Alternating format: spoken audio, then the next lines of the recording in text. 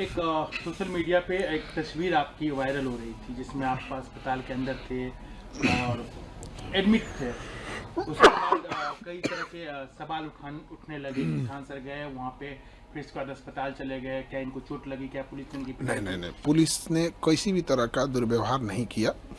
हम पिछले 1.5 महीना से बीमार चल रहे थे और हमने ये सोच रहे थे कि बीपीएससी की परीक्षा है, ख़त्म हो जाएगी तो दे देंगे इलाज, अपना ट्रीटमेंट ठीक से करा लेंगे यहाँ पर।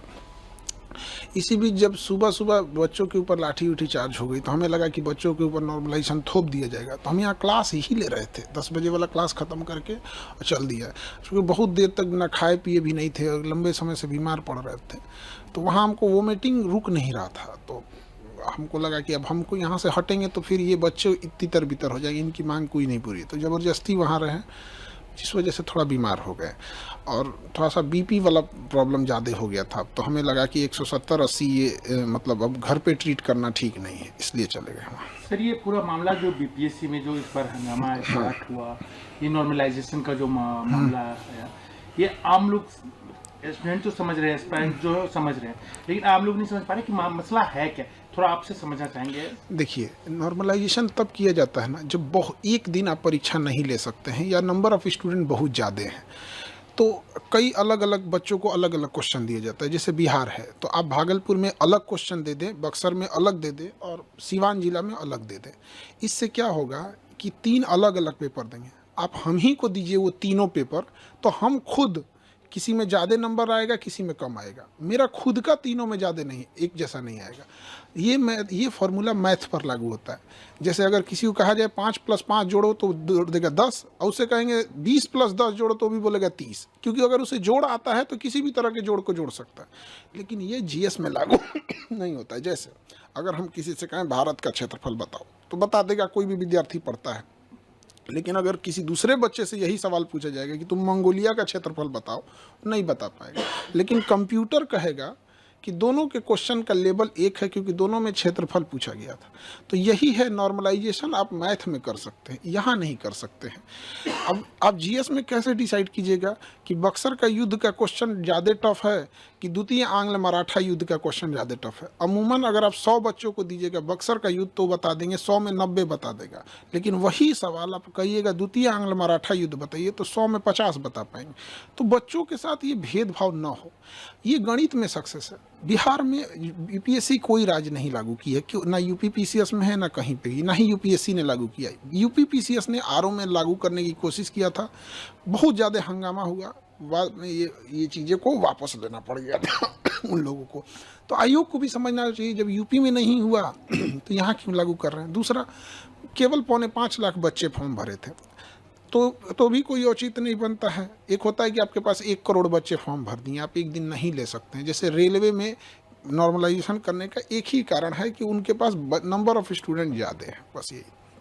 सिंगल शिफ्ट और ये जो एक ही पाली में एक ही क्वेश्चन पेपर वाला जो मसला है, उसके पीछे क्या रीजन है? देखिए, अब जैसे कि आयोग की ओर से कहा जा रहा है कि हम एक ही पाली में परीक्षा लेंगे। देखिए, एक ही पाली में परीक्षा लेने के बाद भी नॉर्मलाइजेशन हो सकता है। आप सिंगल पेपर लीजिएगा और अलग अलग जिले में अलग अलग क्वेश्चन दे दीजिएगा। दूसरा, एक सबसे बड़ा इसका कारण क्या है, आयोग खुद डिसाइड करता है वो किसका जवाब देगा, किसका जवाब नहीं देगा। उसे स्टूडेंट के टेंशन से कोई मतलब नहीं है। जैसे ये सितंबर में परीक्षा होने वाली थी, फिर बाढ़ वगैरह के कारण नवंबर गई, फिर दिसंबर गई। शुरुआत में एक नोटिफिकेशन जारी किया गया, पूरे अखबार में चलाया गया कि 38 जिले का क्वेश्चन अलग अलग रहेगा। ये 2 महीने से बीपीएससी के टीचर और स्टूडेंट एक मेंटल ट्रोमा से गुजर रहे हैं। पहली बार होगा 38 जिला का क्वेश्चन अलग अलग हो जाएगा। आयोग का कहना है क्या कि इससे पेपर लीक नहीं होगा।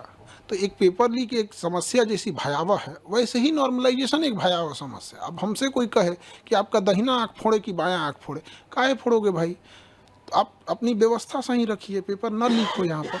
उसके बाद हुआ कि नहीं, 3 पेपर लेंगे। उसके बाद हम लोगों की मीटिंग भी बुलाई गई थी, तो उन्होंने हमें समझाया भी था कि देखिए नॉर्मलाइजेशन की प्रक्रिया ठीक है। हम लोगों ने कहा था ये मैथ के लिए ठीक है। अब जैसे साड़ी भारतीय ड्रेस है तो महिलाओं के लिए ठीक है। अब आप ये कहिएगा कि खान सर कह रहे हैं कि साड़ी एक भारतीय ड्रेस है तो क्या हम साड़ी पहन के हम घूमेंगे? आप समझिए, ये मैथ के लिए ठीक है, आईआईटी में लगाइए, हम वो पहले से लागू है, हम कहीं उसका विरोध नहीं कर रहे हैं, लेकिन जीएस के लिए लागू नहीं है यहाँ पर। तो आयोग इसका खंडन नहीं किया और सबसे बड़ा आग में घी का काम किया। 4 दिसंबर को आयोग ने एक नोटिफिकेशन जारी किया हर एक डिस्ट्रिक्ट मजिस्ट्रेट को कि हम आपको 3 तरह का पेपर भेज रहे हैं। और यहीं से ये आग फैल गई कि आप 3 तरह का पेपर क्यों भेज रहे हैं। हम लोगों ने कहा कि आप एक नोटिफिकेशन जारी कर दीजिए कि इन 3 पेपर में से किसी एक का ही प्रयोग आप सभी जिला में करिएगा। तो आयोग ने कहा कि हम नहीं बोलेंगे। तो हम लोग को मजबूरी में जाना पड़ा और वापस वहाँ से लौटे इसी आधार पे कि आयोग ने शाम को 7 बजे 8 बजे के बीच में एक नोटिफिकेशन जारी किया कि हम एक ही यूज़ करेंगे। हमारी बात ख़त्म हो गई। यहाँ पर सीधी सी एक छोटा सा नोटिफिकेशन आप ऑफिशियली दे देते तो कभी बवाल नहीं होता। एक शिक्षक से पूछिए, हम लोग चाहते हैं पढ़ाना, शांति से पढ़ाना, 10 घंटा 12 घंटा पढ़ाने के बाद इतना हिम्मत और होश नहीं रहता है कि हम लोग जाके सड़क पे जाके लाठी खाएं।